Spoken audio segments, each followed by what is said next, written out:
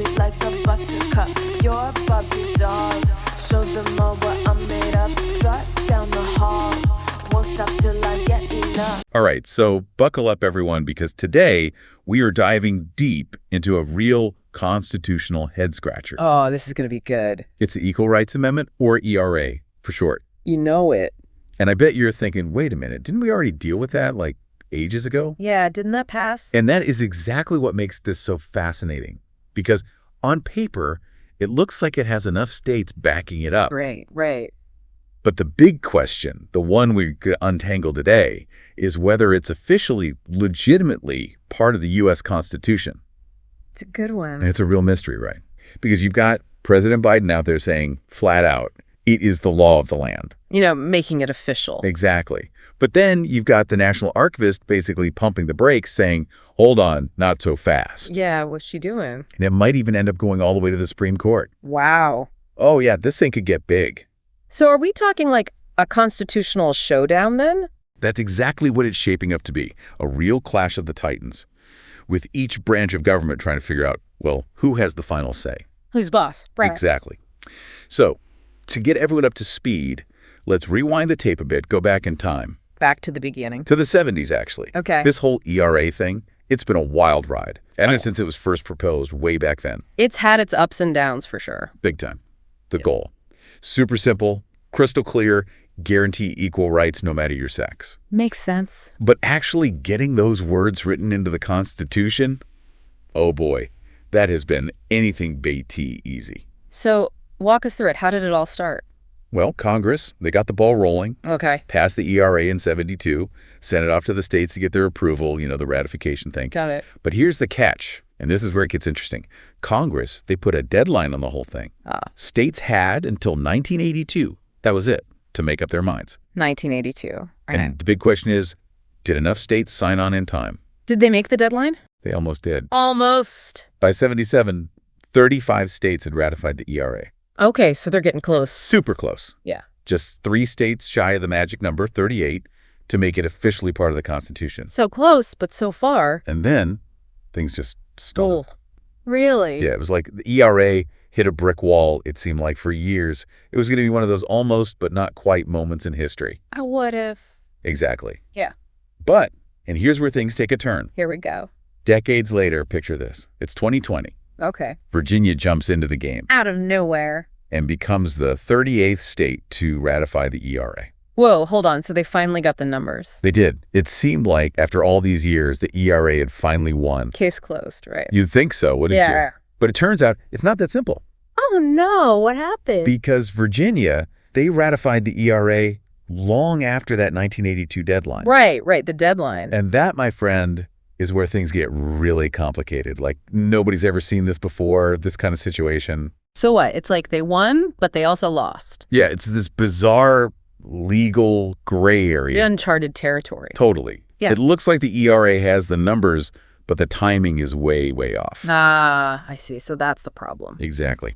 And that brings us to President Biden, who steps in, takes charge, and makes this big, bold declaration. Like a boss. He says, the ERA is the law of the land. Trying to settle it once and for all. I mean, that sounds pretty definitive. It does, right? Yeah. But the question is, can he actually do that? Can a president just say something's a constitutional amendment and it magically becomes one? Good question. Yeah. Does he have that kind of power? That is the million-dollar question, and it goes straight to the heart of this whole constitutional puzzle. It's like, what does the Constitution actually say about all this? Exactly. As powerful as Biden's statement was, it doesn't automatically rewrite the Constitution. Right. So it's more like his opinion. Basically, yeah. It's a strong opinion from the guy in charge of the executive branch. Okay, so if not Biden, then who does get to decide? Who is the ultimate decider in this whole amendment game? That would be the National Archivist. Okay, and who is that? Her name's Colleen Shogan, and her job, basically, is to make amendments official, part of the Constitution. All right, so she's the one with the power. You'd think so, right? Yeah. But guess what? Shogan, she's saying she can't certify the ERA. Even though it has the 38 states? Even with the states, yeah. She says there are all these legal and procedural roadblocks in the way. So it's Biden saying go and the archivist saying, whoa, hold your horses. That's it exactly. It's not looking good for smooth sailing. So what's the holdup with the archivist? Is she just being super careful, or is there something more serious stopping her? It's more than just caution. She's got a reason. Okay, what is it? She's basing her decision on a legal opinion, and it comes from this group called the Office of Legal Counsel, So what now? the OLC. They're like the legal advisors to the president. And they've come out and said pretty definitively that the ERA is expired, kaput, because of that missed deadline in 82. Ah, I see. So she's in a tough spot, right? Stuck between Biden and this legal opinion. Exactly. You've got the president on one side and this powerful legal entity, the OLC, laying down the law on the other. She's right in the middle. And the poor archivist is stuck trying to figure out, okay, who do I listen to? Whose interpretation wins? Yeah. That's the million-dollar question. Because this whole thing, it's not just some theoretical debate. It can have some very real consequences. The ERA. For the ERA, absolutely, and for how we as a country interpret constitutional amendments, period, from now on. That's huge. Wow. It is. And it's not over yet. Stay tuned, because we're about to meet some other players in this constitutional drama, folks who could completely shake up the game. I can't wait to find out who. We'll get to that right after the break. Okay, so before the break, we were talking about this constitutional tug-of-war with the ERA. And how the National Archivist is caught in the middle, right? Yeah, trying to figure out if she should listen to Biden or this legal opinion from the OLC. Right. Tough spot to be in. And we'd left everyone wondering, is there any hope for the ERA after this legal roadblock? Is it just like game over? Well, not necessarily. There are actually a couple of other players in this game, folks who could really shake things up. Oh, who are they? Well, for starters, you've got the big one, the Supreme Court. Oh, wow. Okay, so this could get even bigger. It could. It's totally possible that this whole ERA showdown could end up in their laps. So this wouldn't just be your average court case then, would it? I mean, the Supreme Court deciding on whether or not the ERA is valid. Yeah, we're talking landmark decision territory here, potentially. Whoa. It could totally reshape how we understand constitutional amendments and deadlines and all that stuff. So what are you saying, we could be opening up a can of worms here with old amendments and stuff? It's a possibility. Like, if the court says, yeah, Biden's right, the ERA is good to go, it sets a precedent. Oh, I see what you mean. Then people could start saying, hey, what about this amendment that missed its deadline? Or that one? Yeah, and that could get messy. It could. You can bet that anyone who's against the ERA is going to be bringing that up, saying, hey, deadlines matter. We can't just ignore them. It'll be chaos. Right, rules are rules. Right. But then the other side, the ERA supporters, they're going to say, but this is about fundamental rights. Justice delayed is justice denied.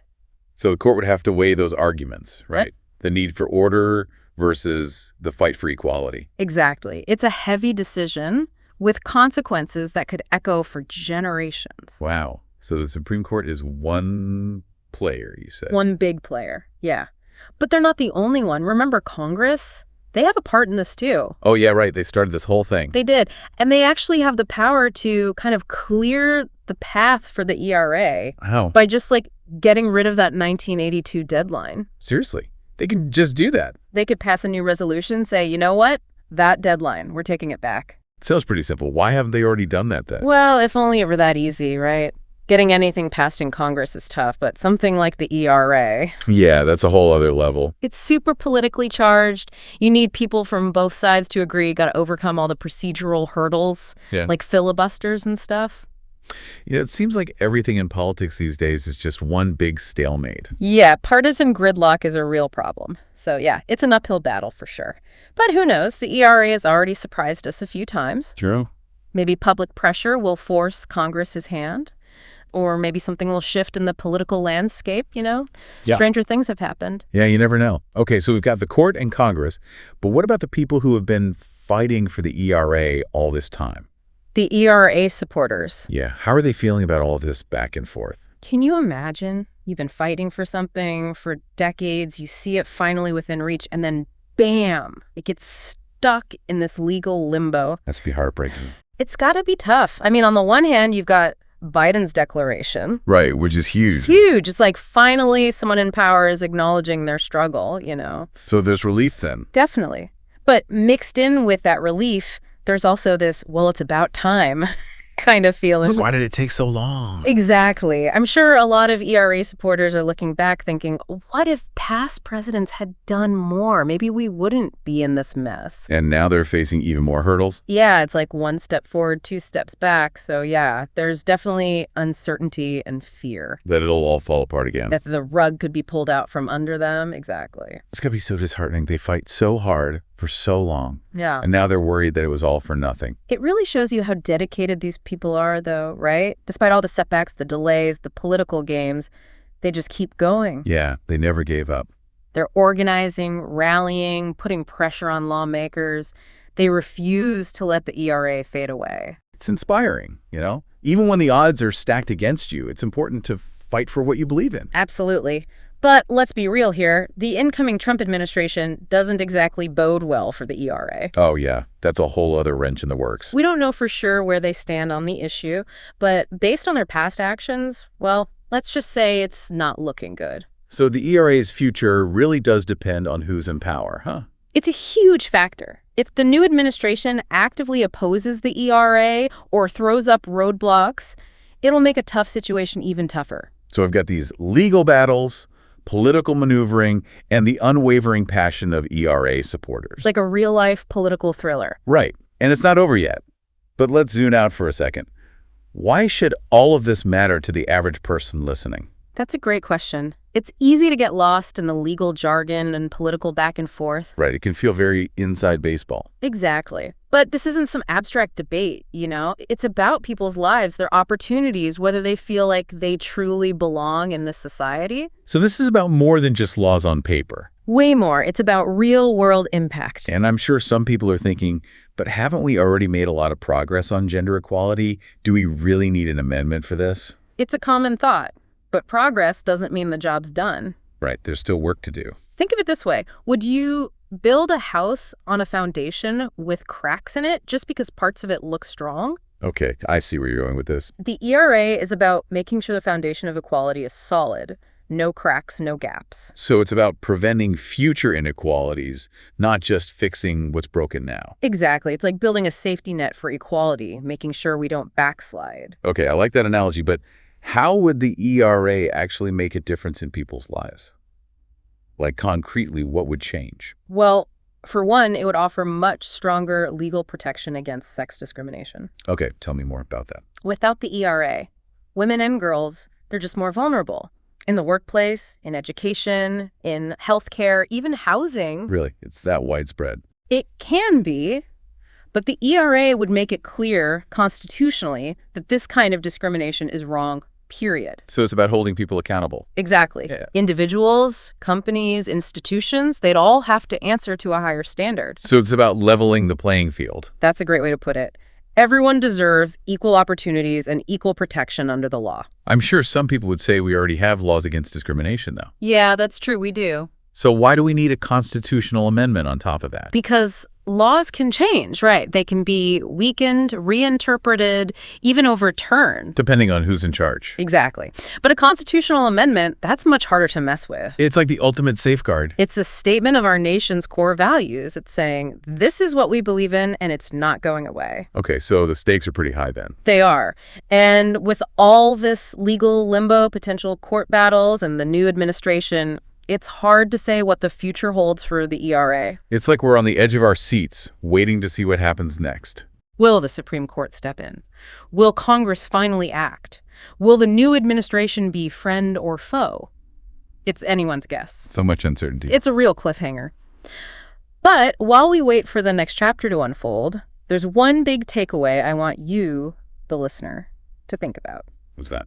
The ERA, it's more than just a legal battle. It's a story that's still being written. And we're all part of that story, right? We are. Whether you agree with the amendment or not, the issues it raises, they affect everyone. Equality, justice, the balance of power in our government. These are big questions, important questions. And every engaged citizen needs to be thinking about them. So this isn't just some abstract debate happening somewhere else. Nope, it's happening right here, right now, and it's shaping the future of our country. And as this whole saga unfolds, it's up to us to stay informed, to talk about these issues, and to decide what role we want to play. Because the Constitution, ultimately, it reflects the will of the people. So we need to make sure it reflects the values we believe in. Exactly. Fairness, justice, equality for all. That's what we should be striving for. That's a powerful thought. Thanks for taking us on this deep dive into the Equal Rights Amendment. It's been eye-opening, to say the least. My pleasure. And yeah, who knows what twists and turns are coming next. Only time will tell. Okay. So it sounds like the fight for the ERA, it's far from over, right? Oh, absolutely not. We've got these legal battles brewing, the political maneuvering, and all these people so passionate on both sides. Yeah, it's a real nail-biter. Yeah. But I think it's time we zoom out a little bit, bring it back to the listener. Right. What does all this mean for them? Exactly. Why should they care about what happens with this amendment? What's the big so what? It's a great question. Because it's easy to get lost in all the legal mumbo-jumbo, the political back and forth. Right. It can feel very distant. Totally. Yeah. But at the end of the day, we can't forget about the human side of this. This isn't just an intellectual debate, This is about real lives.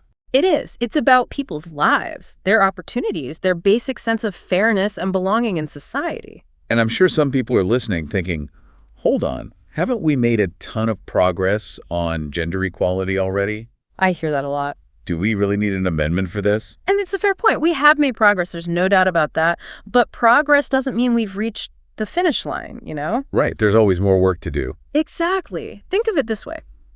Would you feel comfortable building a house on a foundation that has, cracks and gaps in it? Probably not a good idea. Just because some parts of it look solid doesn't mean the whole thing's stable. Right. Okay. I see your point.